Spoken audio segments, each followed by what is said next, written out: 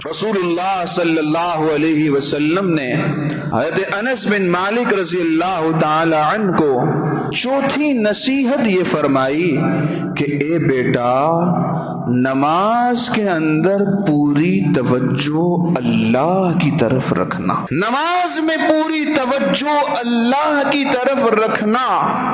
اس سے کیا ہوگا؟ نماز میں خشوع پیدا ہوگا۔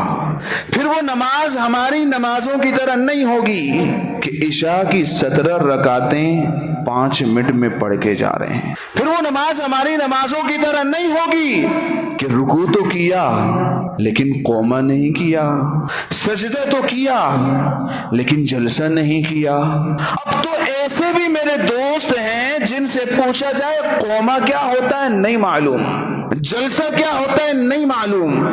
میرے مسلمان دوستو، اگر ہم اپنی نماز کے اندر خشوع پیدا کرنا چاہتے ہیں، اپنی نماز صحابہ والی نماز بنانا چاہتے ہیں، میرے مسلمان دوستو، نماز میں توجہ اللہ کی جانب رکھنی ہوگی۔ وَاسْتَعِينُوا بِالصَّبْرِ وَالصَّلَاةِ، اللہ رب العزت نے حکم دیا ہے کہ صبر اور نماز سے مدد طلب کرو۔ وَإِنَّهَا لَكَبِيرَةٌ، اگرچہ نماز ہے بڑی مشکل ہے، لیکن 3 باتیں پائی جائیں نا، نماز کوئی مشکل نہیں۔ الا علی الخاشعین، سب سے اول اللہ کی عظمت، اللہ کا جلال ہمارے دلوں کے اندر ہو۔ نمبر 2، الذین یظنون انہم ملاقو ربہم، اللہ سے ملاقات کا شوق دل کے اندر ہو۔ وَأَنَّهُمْ إِلَيْهِ رَاجِعُونَ، قیامت کا یقین دل کے اندر ہو۔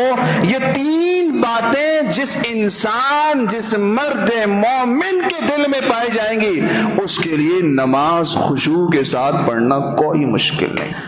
آج ہم جب نماز سے ٹھونگے مار کر جان چھوڑاتے ہیں، بنیادی وجہ یہ ہے کہ ہمیں اللہ کا خوف ہمارے دل میں نہیں، اللہ سے ملاقات کا شوق ہمارے دل میں نہیں۔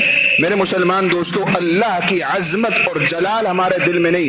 یہ 3 باتیں ہم اپنے اندر پیدا کر لیں میرے مسلمان دوستو، پھر نماز میں توجہ اللہ سے ہٹ جائے، سوال پیدا نہیں ہوتا، سوال پیدا نہیں ہوتا۔ رسول اللہ صلی اللہ علیہ وسلم نے حضرت انس بن مالک رضی اللہ تعالی عنہ کو جو 6 نصیحتیں کی، ان میں یہ چوتھی نصیحت ہے کہ اے بیٹا، نماز میں توجہ اللہ کی طرف رکھنا، نماز میں توجہ اللہ کی طرف رکھنا۔